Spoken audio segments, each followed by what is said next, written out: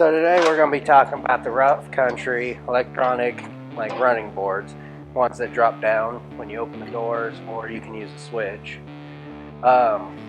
It's a whole kit that is, this specific kit is for a 20 to 23 Ford Bronco, but we're making it fit on a 72 Blazer. So some of the parts that we have to make work is the whole assemblies that mount underneath so that your running board can mount to it here.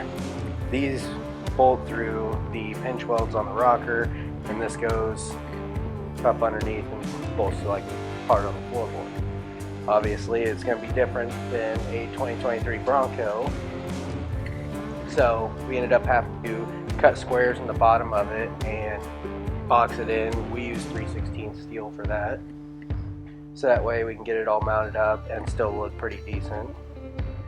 You get a whole wiring harness to wire up magnetic plates to the doors so it can sense when you open the doors and it'll drop down the steps.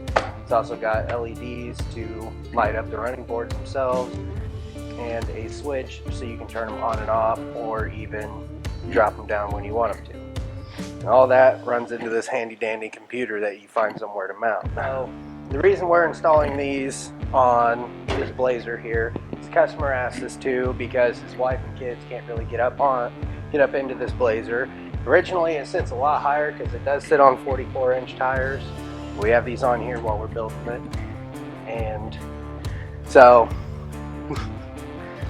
here it is, like installed and set up. They are originally a lot longer than this. They're originally 72 inches. And so to make it look decent on the body, we actually had to drill out a couple rivets so you can pull the end cap out, and we can cut them off and put them back in, so that way it looks right for this body.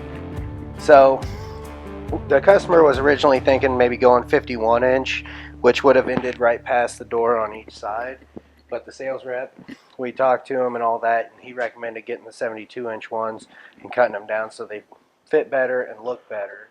So the running boards are originally about yay long, too long for what we needed, so we ended up just bringing out a chop saw, and you'd use since this is aluminum, you'll want to use a blade rated for aluminum.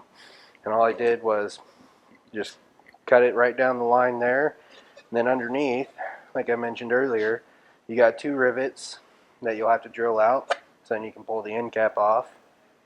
And then once you got it down to length and you clean up all the burrs around the edges, you can mark your holes for the new rivets, slide it in, and rivet it on.